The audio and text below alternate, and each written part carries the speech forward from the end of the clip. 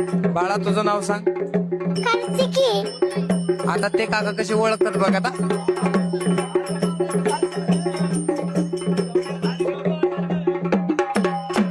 एवढ्या कार्तिकी बायाचा भीमथडीमध्ये रंगात आलेली करपल्लवी कला ही नेमकी आहे तरी काय? छत्रपती शिवाजी महाराज यांच्या काळामध्ये गुप्तहेराचे प्रमुख होते बहिर्जी काका नाईक.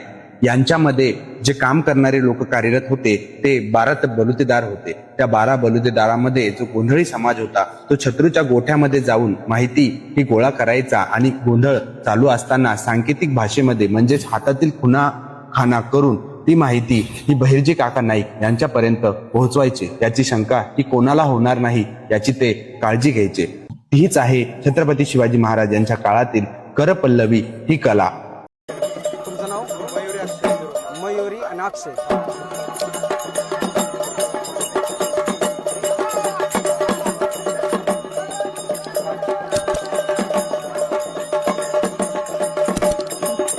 एवढी मयुरी ताई आकाश दादा अक्षय दादा दोघे रे भीमथडी यात्रा पाहायला.